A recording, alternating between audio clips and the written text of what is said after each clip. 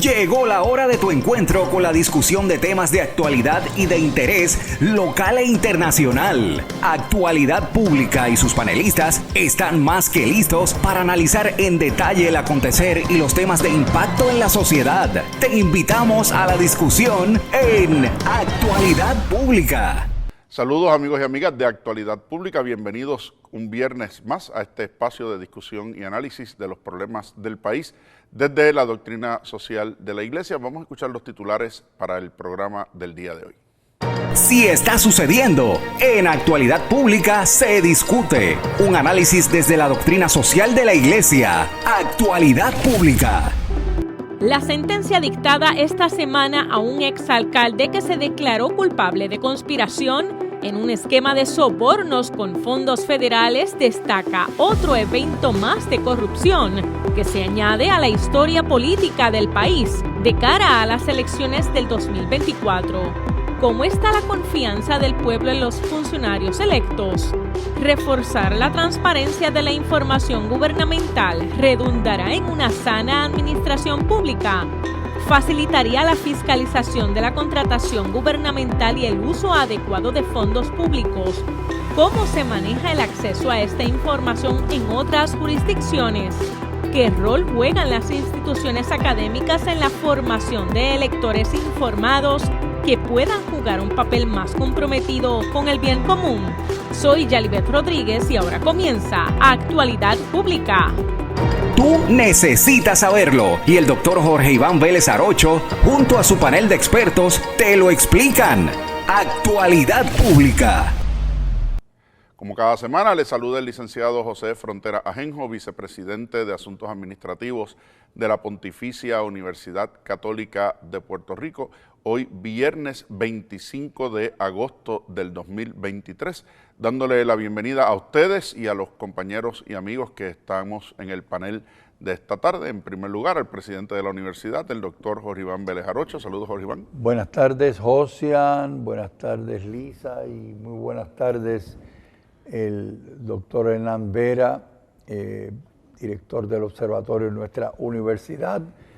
Saludos cordiales a los queridos teleescuchas y radioescuchas, y de una manera especial muchas gracias al equipo que nos acompaña todas las semanas grabando nuestros programas. Un placer estar de nuevo aquí.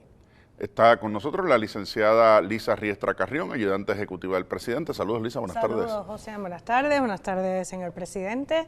Saludos a nuestro invitado, al panel, el doctor Hernán Vera, y saludos a todos los que nos acompañan también en este viernes de principio de semestre de agosto. Bienvenidos al programa. Y como han mencionado los compañeros, se encuentra con nosotros como invitado en el panel de esta tarde el doctor Hernán Vera, quien es el director del Observatorio de Sociedad, Gobernanza y Políticas Públicas de la Pontificia Universidad Católica de Puerto Rico. Saludos, Hernán, bienvenido. Saludos a todos, saludos a la audiencia, un placer estar de nuevo acá en Actualidad Pública. Una vez más, el problema de la transparencia en los asuntos públicos, de la corrupción, de cómo se llevan a cabo los manejos de los procesos de gobierno y de la relación entre el gobierno, las distintas instituciones públicas y privadas y nuestra sociedad, pues han sido noticias de primera plana en estos días. Hemos visto circunstancias tan diversas como las que se dan en los tribunales con relación a los permisos mal dados con proyectos de construcción, que ahora quien deshace los entuertos. Hemos visto cómo esta semana a un exalcalde se le condenaba a prisión federal por un esquema de corrupción pública. Los asuntos de discusión en los partidos políticos por cómo se van a manejar los procesos electorales de las próximas elecciones el año que viene, y un sinnúmero de otras circunstancias que cada vez llaman nuestra atención y nos obligan a tener que comentar sobre ellas y a tratar de iluminar esa realidad desde lo que buscamos en este espacio, que es poder ver esa realidad desde lo que nos enseña la doctrina social de la Iglesia, que tiene unos elementos centrales a estas circunstancias. Pues uno de sus pilares fundamentales es el pilar del bien común, que trae consigo todo este concepto de responsabilidad social, de esa necesidad de darnos cuenta que no estamos cada uno para nosotros mismos en un individualismo rampante, como ha denunciado tantas veces el Papa Francisco, sino que en lo que hacemos como individuos, como instituciones, desde la óptica pública y desde la óptica privada, estamos llamados también a velar por el conjunto social, por los intereses de todos, particularmente de los más desfavorecidos, de los desprotegidos, de los que quedan, como el Papa nos ha señalado, en las periferias. Y por eso, una vez más, tenemos que traer a la mesa de este programa los asuntos de esta naturaleza. Como saben, recientemente habíamos estado discutiendo el informe del proyecto de investigación que realizó nuestra universidad sobre el costo de la corrupción, un proyecto del cual el doctor Vera, como director del instituto, formó también parte, y obviamente muchos de los puntos que allí surgen y hemos estado discutiendo tendrán relevancia directa sobre la discusión de esta tarde en Actualidad Pública. Así que abrimos de inmediato la discusión, presidente. Sí, yo quisiera comenzar citando una página de una organización que se conoce como Espacios Abiertos, espaciosabiertos.org. Y en la página de Espacios Abiertos ellos comienzan aclarando qué quiere uno decir por transparencia.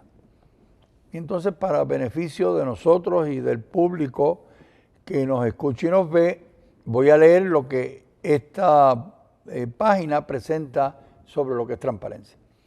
Y el término transparencia, dicen ellos, se refiere a una forma de sana administración pública. Y tenemos con nosotros aquí al doctor Vera, que ha dedicado una parte importante de su vida profesional al campo de la administración pública como profesor en nuestra universidad. Y entonces dice, transparencia es una forma de sana administración pública. Y mencionan 3 elementos. ¿Cuáles son los elementos principales? Primero, la publicación proactiva, oportuna y accesible de toda la información necesaria para conocer y comprender las actuaciones del gobierno. Y las palabras son importantes de esta definición. La publicación proactiva, no reactiva, proactiva. Oportuna cuando se necesita, ¿no? Y accesible, que tiene que publicar, pero que las personas la puedan acceder. De la información necesaria que nosotros los ciudadanos necesitamos, pero fíjense lo que dice, para conocer y comprender. Así que si nos proveen la información de tal manera que no la podamos comprender, de nada nos sirve. Así que la información y la publicación de la información tiene que ser proactiva, oportuna y accesible. En segundo lugar, la apertura para dar participación ciudadana en la toma de decisiones gubernamentales. Entonces, según vamos escuchando estas definiciones, tenemos que preguntarnos, ahora en Puerto Rico, en nuestra realidad aquí y ahora, ¿hay apertura a la participación ciudadana en la toma de decisiones gubernamentales? ¿O cómo se hace realidad esa toma de decisiones?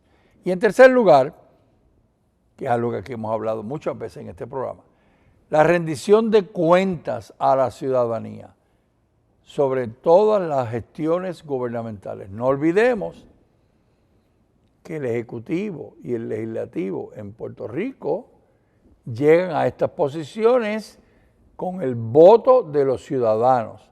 Y los ciudadanos le dan un voto de confianza para que las personas gestionen la gobernanza gubernamental. Y eso significa que hacen la gestión gubernamental, pero nos tienen que rendir cuentas. Precisamente ese elemento de rendición de cuentas plantea un problema de traducción de una palabra que es central en todo esto, que es el concepto de accountability. Uh-huh. Porque cómo uno traduce, ha habido muchos intentos de traducir esa palabra, pero accountability va a 2 elementos centrales. una cosa es que se rindan cuentas, ¿verdad? Yo puedo decir, esto fue el dinero que entró, esto fue el dinero que se gastó y esto es el que y en esto fue que se usó. ¿Está bien? Eso pudiera decir, pues se dio la información, pero no. ¿Cuál es el resultado real de ese uso de los recursos?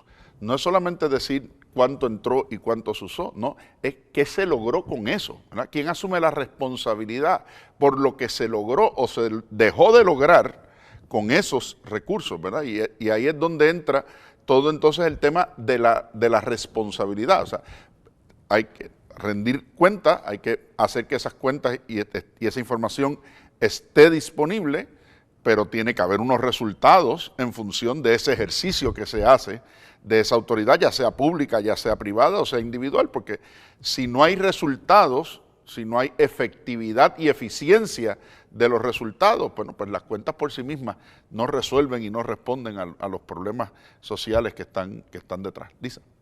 Sí, lo que menciona el presidente sobre la transparencia guarda relación con la confianza, ¿verdad?, que el pueblo pueda tener en su gobierno, en la administración pública. Es algo que se menciona en el estudio, ¿verdad?, que indicó, ¿verdad?, o recordó el licenciado Frontera que se ha publicado recientemente sobre el costo de la corrupción. Y pues efectivamente, esa transparencia en cuanto a los resultados de esos recursos, ¿verdad?, que tiene el gobierno, ¿verdad?, que obtiene a través de ese pago de impuestos, pues va a influir en esa confianza que pueda tener el pueblo en su gobierno. Y en este estudio, ¿verdad?, que mencionó el licenciado Frontera, menciona el costo, ¿verdad?, de la corrupción, ¿verdad?, en general, en su resumen, indicando que desde la perspectiva del Programa de las Naciones Unidas para el Desarrollo, la corrupción socava el desarrollo sostenible y contribuye significativamente a la pobreza, erosiona la confianza de los ciudadanos, algo que creo que pasa en nuestro país, en las instituciones públicas, socava la cohesión social y consume recursos que podrían canalizarse hacia el bienestar general. Y algo que mencionó, ¿verdad?, el presidente, de esa necesidad de incluir, ¿verdad?, pues distintos sectores de la sociedad en estas decisiones encaminadas hacia el bien común, es clave y es algo, ¿verdad?, que parece que está citando el presidente de Fratelli Tutti, ¿verdad?, esta encíclica sobre la política, la economía y el recto uso, ¿verdad?, de la autoridad legítima que escribió el Papa Francisco, ¿verdad?, habla precisamente sobre eso. O sea, que pienso que es algo que nuestros políticos deberían de tener en cuenta a la hora de pedir el voto a la ciudadanía. Quizás empezando o partiendo del tema de que es la ciudadanía y es la prensa quienes han sido los más grandes fiscalizadores en tiempos recientes de la gestión pública. Un poco el lema que yo le digo a los estudiantes, citando a alguien, ¿no?, donde lo público es demasiado importante, o la política es demasiado importante para dejársela solamente a los políticos y a los oficiales electos. Entonces ahí entra el concepto de la gobernanza.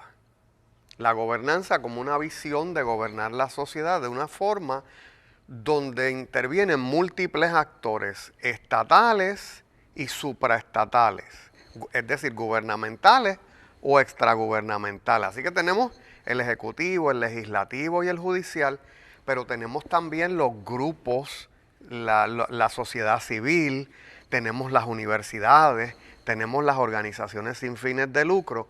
¿Cuál es la importancia de esto? Que, por ejemplo, en el país, el nivel educativo con la masificación de la educación es muy alto. Y hay muchos ciudadanos que tienen mucho que aportar, pero que no deciden hacer carrera en el servicio público o no deciden entrar en el gobierno. Y entonces hay que tomarlos en cuenta. Así que desde una perspectiva de la gobernanza, el gobierno es el gobierno más esta ciudadanía, más esta sociedad civil y demás. Se plantea entonces una óptica de gobierno abierto. Para que esa gobernanza se dé, el gobierno tiene que tener una apertura, ¿verdad? Para permitir esa participación adecuada de la ciudadanía. Así que hay un conjunto de mecanismos y estrategias a través de los cuales la sociedad civil contribuye al buen gobierno. Y ahí entran unos principios: la transparencia, la participación ciudadana, la rendición de cuentas y esta colaboración de los ciudadanos en esos procesos de toma de decisiones y demás. Entonces vamos a hablar de la transparencia, ¿verdad? Yendo a esa conceptualización, vemos la transparencia como dos cosas. Una que bien ha traído el presidente, que es esta publicación de lo que se hace. Yo le explico a los estudiantes el término, para aclarar la diferencia entre derecho a información de los ciudadanos, que es parte de la transparencia, y la transparencia como tal, imaginándonos que estamos en un restaurante y que hay una puerta que divide la cocina de donde están los comensales. Si esa puerta es de madera, nosotros no podemos ver lo que ocurre en la cocina, que uno espera que todo ocurra de forma ordenada y de forma sanitaria, salubre y demás. Pero puede ocurrir o puede no ocurrir. Entonces, yo tengo derecho a saber lo que ocurre allá. Y como tengo ese derecho, pues para evitar estar preguntando si esa puerta es transparente, es de cristal, nosotros podemos interactuar continuamente con lo que está pasando en esa cocina. Así que ese es el principio, ¿verdad? Donde, por un lado, transparencia supone el derecho a información de los ciudadanos, pero por otro lado también supone esa apertura de las agencias gubernamentales y de los oficiales gubernamentales de hacer disponible esa información siempre y en todo momento, sin esperar que se pida. Porque para que el derecho a información de los ciudadanos se dé, pues hay que ejercitarlo. Y en el país se da generalmente esta tendencia a la secretividad de los procesos gubernamentales. Así que hay casos, ¿verdad?, donde a mí me ha pasado con estudiantes. Yo doy a veces un curso de finanzas públicas y presupuesto y le digo, vaya a su municipio y pida el presupuesto vigente para que usted haga unas manipulaciones de ese presupuesto. A nosotros no le podemos dar eso a usted, ¿verdad? Aún en el siglo XXI y con toda la legislación que haya aprobada en el país. Y un estudiante universitario. Sí. Y sobre todo la presunción de privacidad, porque debiera ser a la inversa. O sea, yo tengo que ir a demostrarle al tribunal que yo tengo un interés genuino en esa información para que entonces el tribunal ordene la divulgación. No, debiera ser al revés.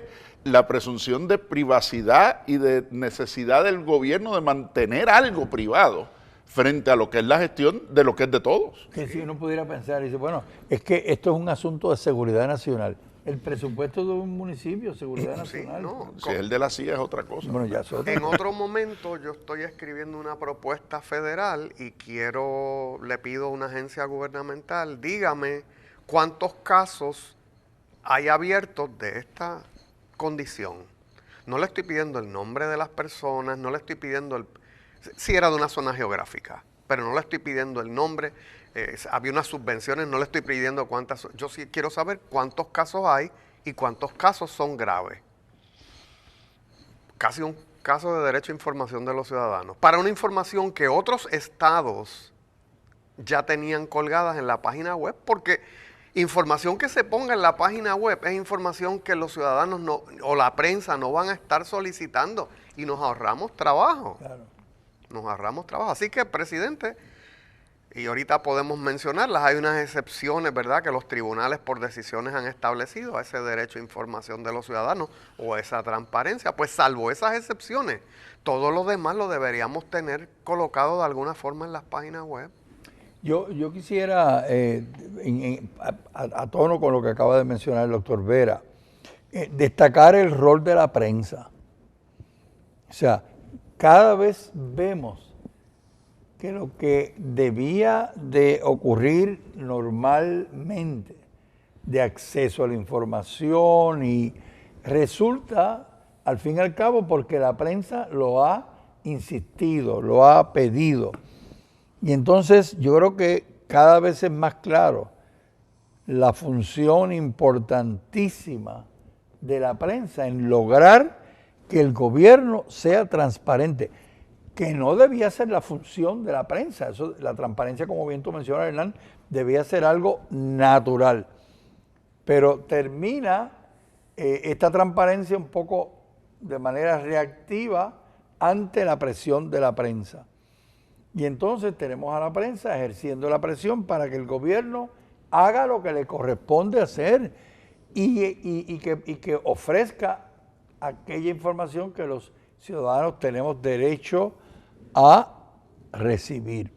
Y por eso el derecho a la información, que se me ha planteado que es un derecho constitucional, las personas tienen derecho a la información y el gobierno no tiene derecho a eliminar ese derecho constitucional que tienen los ciudadanos. Sí, a mí me parece que, y José, desde su perspectiva, y la licenciada Riestra quizás puedan estar de acuerdo o no, pero a mí me parece que en los pasados 10 años, lo que se ha adelantado de derecho a información de los ciudadanos y lo que se ha adelantado en términos de transparencia lo han movido dos fuentes principalmente, que son la prensa y los think tanks, los organismos, ¿verdad?, de política pública. Así que ha habido una serie de demandas en el tribunal de cosas bien legítimas que se piden. Y unos informes, ahí hay un caso de Kilómetro Cero, la organización Kilómetro Cero y la organización del Overseas Press Club, donde le dice, dame los informes de progreso de la reforma de la policía. Yo no le puedo dar eso porque eso afecta el curso normal y los avances de ese proceso.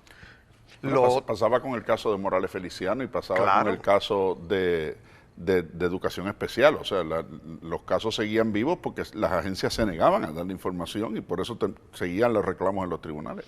El otro caso que recordarán es el que lleva el Overseas Press Club en el caso de la joven que muere en un caso de violencia doméstica, que es asesinada, Andrea Ruiz Costa, donde se piden las grabaciones de Zoom que había hecho el tribunal.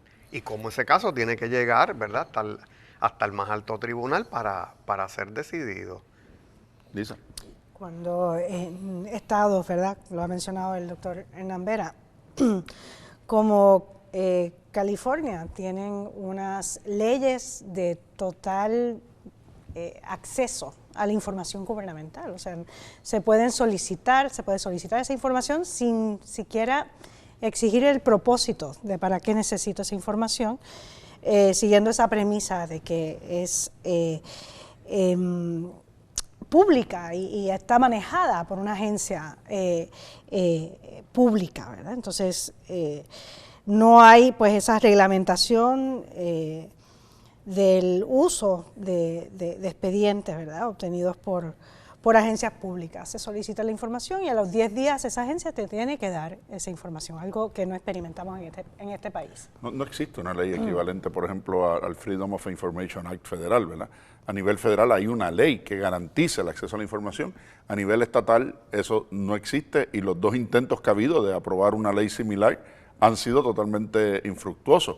Y con la promesa, no, lo vamos a incluir en la extraordinaria después de las elecciones, o va a llegar, y nunca llega, y terminamos con los casos y las circunstancias que hemos tenido hasta ahora. En los últimos meses, o en los últimos años, hemos visto tantos y tantos casos en Puerto Rico que han llegado a las cortes y se han enjuiciado funcionarios públicos. Y cuando uno lo observa, se da cuenta de que eso se pudo haber detenido, eso se pudo haber detectado temprano si hubiera habido mucha transparencia, si hubiera habido información, si los contratos hubieran estado públicos, si los contratos y los documentos hubieran estado disponibles en las redes sociales o estuvieran en el internet. Bueno, es interesante porque en estos días que ha habido situaciones particulares en los tribunales, que entonces la gente empieza a sacar a que fulano tiene contratos con esta agencia, tiene contratos con este otro, que este pertenece a esta red de los amigos del alma, ¿no? Entonces la gente dice, ay, pero ¿y esta gente que ha atrevido y que publicando eso? Pues eso es información pública, información a la que todos tenemos derecho y que uno tiene que entender cuáles son las redes detrás de todas esas estructuras de poder. ¿Y cuál es el miedo a que se sepa algo que se hizo incorrectamente? ¿Cuál es el miedo? O sea, ¿por qué proteger al que lo hace mal? ¿Quién rinde cuentas y al final del camino cuáles son las consecuencias, claro, si es que algún día se rinden cuentas? Pero no, nada, sobre eso seguimos hablando. Cuando regresemos tenemos que ir a la pausa. Esto es Actualidad Pública por Católica Radio, Católica Televisión y las redes sociales de la Pontificia Universidad Católica de Puerto Rico. Regresamos enseguida. Crisis energética, políticas públicas, manejo de la deuda del país, asuntos de la iglesia, violencia, en fin, asuntos de importancia que impactan la sociedad. Por eso es Actualidad Pública. Bienvenidos nuevamente, amigos y amigas, a este segundo segmento de Actualidad Pública por Católica Radio, Católica Televisión y las redes sociales de la Pontificia Universidad Católica de Puerto Rico. Hoy, viernes 25 de agosto del 2023, viernes ya de la segunda semana de clases de la universidad, así que ya vamos con todos los motores encendidos a seguir adelante este semestre que recién iniciamos. Estamos conversando hoy en el panel sobre el tema de transparencia, los efectos de la transparencia, la rendición de cuentas, la corrupción y otras preocupaciones que eso trae a nivel social, y acompaña al panel como invitado en el día de hoy el doctor Hernán Vera, director del Observatorio de Políticas Públicas y Sociedad y Gobernanza y Políticas Públicas de nuestra universidad. Como siempre, en el intermedio hay una discusión que abona a lo que estamos conversando, y yo me pregunto, Hernán, ¿cuánto de ese sentido de privacidad que se ve en la cuestión de la legislación, de la ley, del manejo de la cuestión pública, y ese deseo de que los ejecutores, ya sean los legisladores o los administradores en el Ejecutivo, de mantener el control de la información, tenga mucho que ver con la distinción entre la democracia representativa versus la democracia participativa? Para que me entiendan los que nos oyen, ¿verdad? Democracia representativa es este tema de que yo elijo unos legisladores y elijo un gobernador para el Ejecutivo, y ellos son los que nos representan no solamente a la hora de decidir cómo se va a legislar y cómo se va a gestionar, sino que además entonces ellos tienen el control absoluto de la cosa pública por el periodo de tiempo en el que fueron electos. Eso último es una corrupción del sentido de esa democracia representativa. Mientras que la democracia participativa es una democracia en la que, además de haber personas electas para una función particular, hay otras decisiones y hay otros procesos en los que los ciudadanos podemos participar, inmiscuirnos, como por ejemplo la legislación por petición, como por ejemplo los presupuestos participativos que se dan cada año con la intervención de otros sectores que no son solamente los sectores electos, ¿verdad? Cosa que no ocurre necesariamente en nuestra estructura. Y si entonces un ánimo de proteger el nicho, proteger el rancho, y perdónenme la expresión, pero proteger el rancho para que el otro no sepa lo que estoy haciendo, y entonces no, esto lo manejo yo, y lo manejo yo porque yo fui el electo para manejarlo, y allá los demás que se ganen en su momento el favor del pueblo de alguna manera. Entonces, si es esa idea, se ha percolado o se ha corrompido esa idea de la democracia representativa a facilitar esto. De nuevo, yo creo que estamos ante un choque de paradigmas, ¿verdad? Como bien tú lo planteas. Y hay un reto a ese paradigma de la democracia representativa, mal entendida quizás, ¿verdad? O vamos a decir matizada por unos elementos culturales y de unas características del sistema de partidos de Puerto Rico.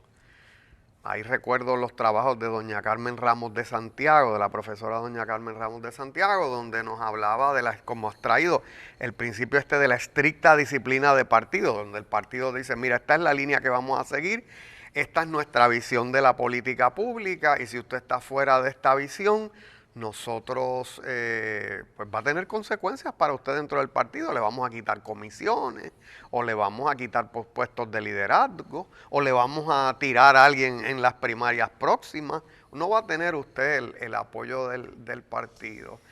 El principio del caudillismo también nos habla ella, ¿no? En Puerto Rico hay esta tendencia a seguir los líderes, a seguir líderes fuertes, y quizás a visualizar de que el país no avanza si no seguimos a un líder en particular. Mientras el paradigma que trae de la democracia participativa, pues rompe con eso, porque dice todo ciudadano tiene algo que aportar a este proceso, y tan importante es lo que hace el legislador, lo que hace el gobernador, lo que hace el jefe de agencia, como la aportación que podemos hacer nosotros de la universidad, como la aportación que puede hacer el maestro desde el salón de clases, como la aportación que pueden hacer distintos sectores de la sociedad. Así que veo ese choque, y obviamente las personas que están en los puestos de poder, pues aferrándose al viejo paradigma.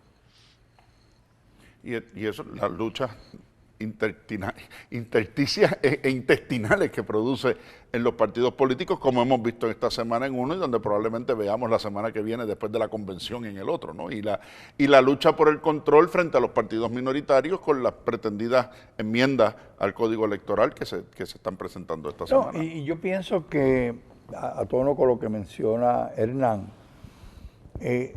la transparencia no solo de los procesos gubernamentales y lo de los procesos del uso de los fondos, sino la transparencia en el proceso como los partidos y los gobiernos manejan sus instituciones. Porque pienso que son dos elementos distintos. Por un lado, la transparencia nos dice, y leíamos hace un momento atrás, que publicación proactiva, apertura para dar participación, rendición de cuentas. Pero eso se refiere a cómo utilizaron los fondos, en qué los utilizaron, mencionaba el licenciado Frontera. Pero yo creo que aquí hay otro elemento, que es el elemento de cómo internamente los partidos y las organizaciones manejan sus procesos. O sea, a veces la expresión que escuchamos en los medios es, eso lo hicieron en cuartos oscuros. Bueno, lo que pasa es que la transparencia requiere que no haya cuartos oscuros. Claro, alguien puede decir, no, bueno, lo que pasa es que eso forma parte de nuestra cultura política, o forma parte de la cultura como hacemos las cosas. Bueno, el tema es que si nosotros aceptamos como ciudadanía que haya cuartos oscuros o que haya conversaciones entre los de la casa, como decía el licenciado Frontera, entre los amigos del alma, derrotamos el tema de la transparencia. Yo creo que es importante la coherencia. Entonces, es transparencia en la publicación de la información, de la apertura de la participación, de la rendición de cuentas, y transparencia también en cómo se llevan a cabo los procesos. Porque uno sin el otro, yo creo que sería altamente inefectivo. Déjame ponerte un ejemplo. Me mencionaba Hernán en el receso, pero hay unas leyes de información que se aprobaron. Sí, las hay. Pero parte de la premisa es que la agencia tiene la libertad de decirte denegado. Y denegado tienes que ir al tribunal a pedirlo. O algo todavía peor. Yo estuve en la junta de directores de una corporación pública, cuyo nombre no hace falta mencionar, en el periodo en que una de esas leyes entró en vigor. Y las sesiones de la junta tenían que ser transmitidas públicamente. No podía haber público, pero teníamos la obligación de transmitirlas públicamente. Así que se hacía un Facebook Live o se abría un envío por YouTube, y como hacemos en los eventos de la universidad, y se transmite por ahí. Y si había algo que no queríamos hacer públicamente, pues todo lo que tenía que hacer el presidente de la Junta era hasta aquí la reunión conforme a la agenda. En este momento nos convocamos en sesión ejecutiva. Y entonces en sesión ejecutiva se acabó la transmisión, se cierra la transmisión y el récord es un récord interno privado que ni siquiera al acta público de la reunión iba en una nota separada lo que se discutía en sesión ejecutiva.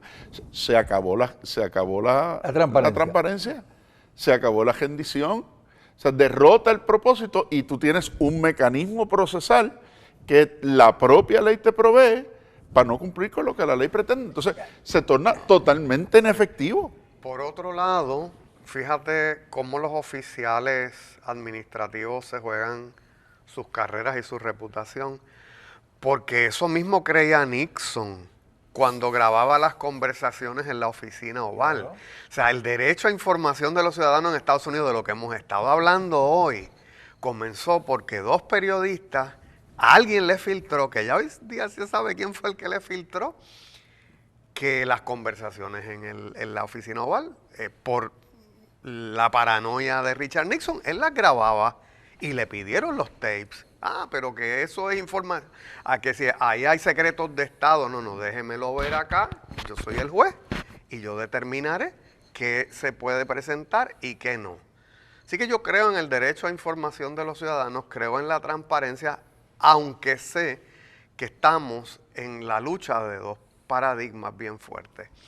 El presidente trae un punto que es bien importante, los partidos políticos y cómo funcionan a su interior y los caucus de los partidos. Ahí los teóricos de los partidos y el compañero José participó escribiendo parte de un libro sobre los partidos políticos en Iberoamérica que acaba de publicar nuestro amigo Aldo Lorenzi de Democracia Latinoamericana. Pues ahí tiene dos teóricos, por mencionar algunos, Maurice Duverger y Gaetano Mosca, ¿no? Y Robert Mitchell también, que nos dicen, los partidos políticos son oligarquías. Sí. Los partidos son democráticos hacia afuera. Es decir, usted quiere votar por mí, usted quiere apoyarnos, pues, y busco el pueblo y entro en contacto y los toco y los beso. Pero internamente los partidos son dictaduras. ¿Dónde hubiéramos estado nosotros aquí en Puerto Rico?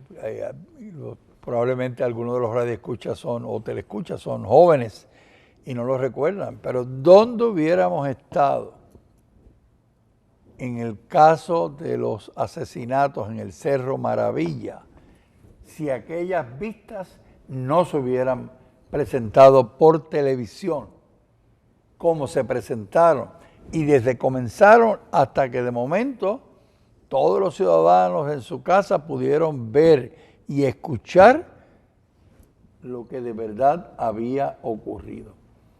Y yo pienso que fue un salto importante en términos de la transparencia, un salto importante en términos de la rendición de cuentas, cuando allí todos los actores, primeros actores y segundos actores, estuvieron frente a las cámaras explicando. Afortunadamente, había un joven abogado fiscal que realmente hizo un trabajo realmente excepcional, ¿verdad? Que en paz descanse, falleció muy joven, pero él creía en la libertad de la información y lo hizo realidad. Lisa. Antes de que se grabaran las vistas en los tribunales, ¿verdad? Que eso vino posteriormente en nuestra historia. Algo, ¿verdad?, que mencionó el licenciado Frontera, ¿verdad?, porque fue representante, imagino que del interés público para esa corporación. No, estaba designado por el gobernador. Designado por el gobernador. Confirmado por el Senado. Pero muchas veces hay representantes del interés público en juntas de gobierno, de corporaciones públicas. ¿No podrían esas agencias o la legislatura alegar que con eso resuelven el problema de la transparencia? ¿Qué piensa usted como experto de administración pública? El tema aquí es cómo funcionan las organizaciones. Si yo hago firmar un acuerdo de confidencialidad a ese representante del interés público, maté el whistleblower. Porque yo tengo esa persona para que recoja información y la socialice, la da a conocer por el mundo. Pero si en la primera reunión yo estoy seguro que le van a dar un acuerdo de no divulgación de 30 páginas para que firme y le callamos la boca. No, incluso era interesante porque en las sesiones ejecutivas no podía estar en ocasiones ni siquiera el director ejecutivo, que era el funcionario administrativo de la entidad. Y si había representantes internos, quedaba a discreción de los miembros designados con consejo y consentimiento del Senado si los dejábamos allí o no. Yo creo que va a ser, y permitido porque la ley establece que se podía hacer de esa manera. Yo creo que en los Estados Unidos en este momento, con toda esta situación de los cargos contra el expresidente de los Estados Unidos, yo creo que esto de lo que estamos hablando aquí hoy va a tener un lugar importante en la conciencia y en los estaciones de radio y televisión y las discusiones públicas. ¿Cuánto de esto que se va a presentar va a ser público? ¿Cuánto de esto se va a grabar? ¿Cuánto de esto se va a presentar? Y yo creo que se va a poner a prueba, esto que hemos estado hablando aquí de la transparencia y el derecho a la información.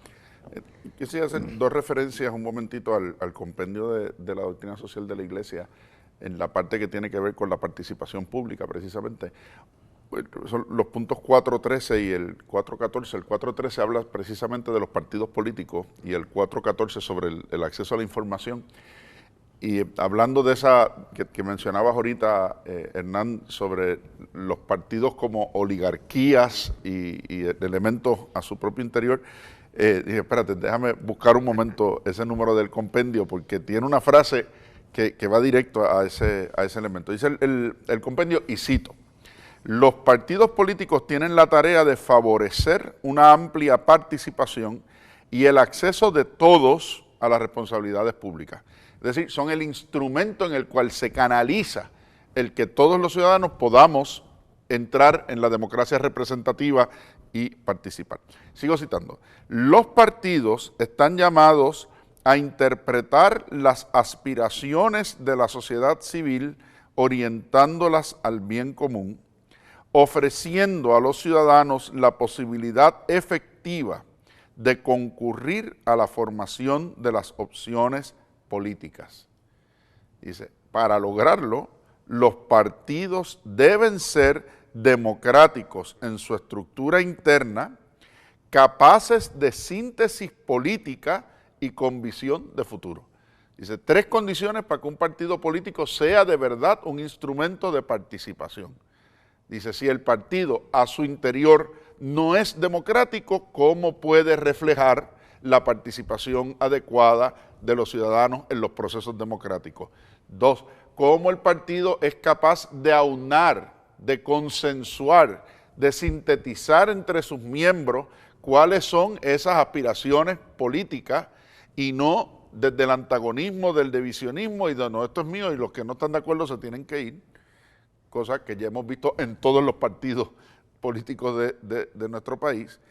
Y tercero, tienen que tener visión de futuro, hacia dónde camina el país desde esas opciones políticas que sintetizan desde la experiencia participativa de sus miembros. Así que eso, por un lado. Sobre el tema de la información, dice el 4.14. La información se encuentra entre los principales instrumentos de participación democrática. Es impensable la participación sin el conocimiento de los problemas de la comunidad política, de los datos de hecho y de las varias propuestas de solución. Los datos y las propuestas de solución, volvemos a en qué y para qué y con qué resultado. Dice, es necesario asegurar un pluralismo real en este dedicado ámbito de la vida social, garantizando una multiplicidad de formas e instrumentos en el campo de la información y de la comunicación y facilitando condiciones de igualdad en la posesión y uso de estos instrumentos mediante leyes apropiadas. Y por ahí sigue ese número 414. Pero es interesante porque en el análisis económico del derecho, una de las teorías fundamentales, que es la teoría del costo social de Ronald Coase, siempre plantea que el déficit jurídico viene por las asimetrías de información. La gente, al no tener acceso a la misma información, ni a la misma calidad de información, ni en el mismo momento, la información es siempre un elemento de desigualdad y de dominio. Claro. Y dice, y el costo social radica en cómo esa información se comparte, y dice, y la verdadera equidad, la verdadera justicia se logra cuando dos partes son verdaderamente autónomas, y solamente pueden ser verdaderamente autónomas cuando parten de la misma información. De lo contrario, siempre habrá una desigualdad y siempre habrá una posición de dominio y de poder. Y entonces, claro, te niego el acceso a la información, te domino, porque no tienes con qué, ni siquiera con qué cuestionarme. Yo estuve viendo los debates en España de los candidatos antes de las elecciones, de Abascal, de Feijóo y del presidente Sánchez. Y fue muy interesante, después de cada debate, los paneles que traían para hablar sobre la información que allí se había presentado.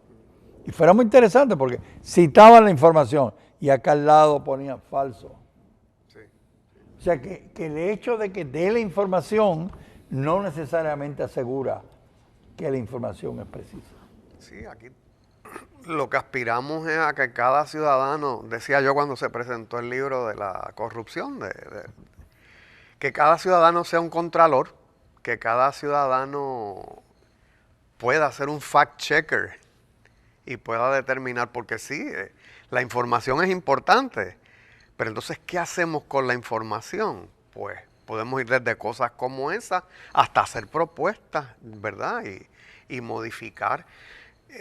No olvidemos que la transparencia se probó en el estudio que acabamos de presentar por los doctores Fuentes y Quintana, que mucha de la corrupción en el país se pudo haber evitado con una buena gobernanza, ¿no? Con estos indicadores que ellos ponen de gobernanza, donde la transparencia, el acceso a la información son puntales de ese punto. Así que, ¿transparencia para qué?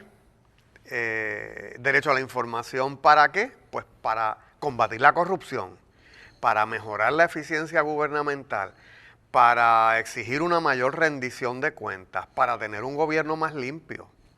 Hernán, tú has sido profesor de administración pública en nuestra universidad por muchos años.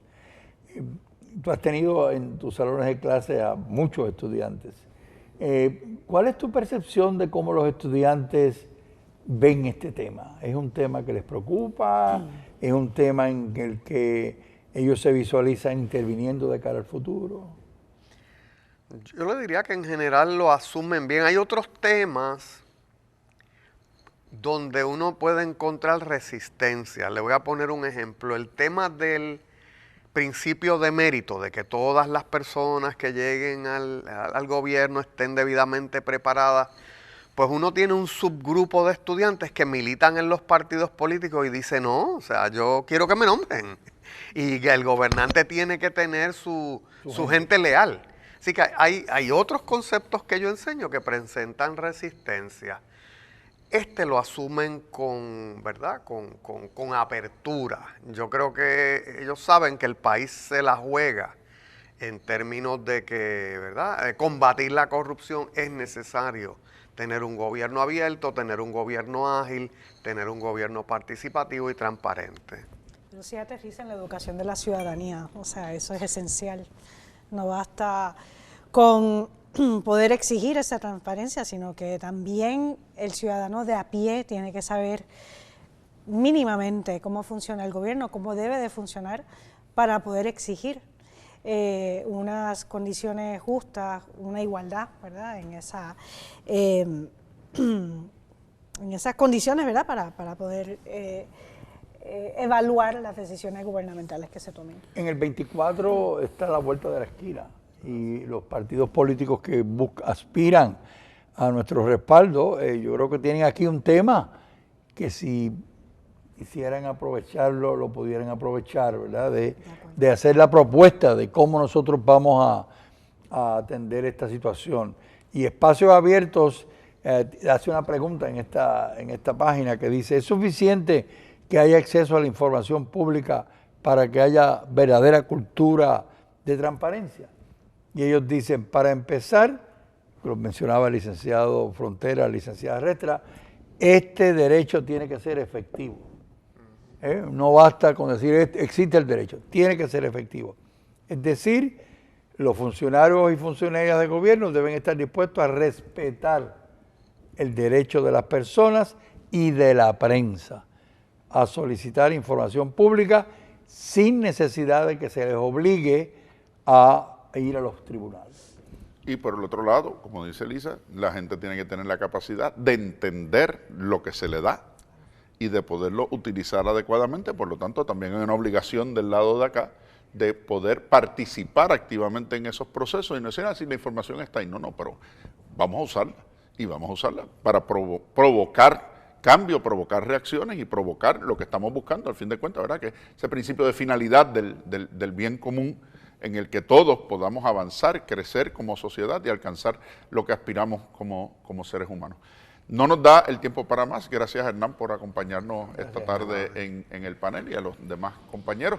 Y a ustedes que semana tras semana son parte de este espacio de discusión y análisis en Actualidad Pública. Aquí los esperamos el próximo viernes. Hasta entonces. Esto es Actualidad Pública, una producción de la Pontificia Universidad Católica de Puerto Rico.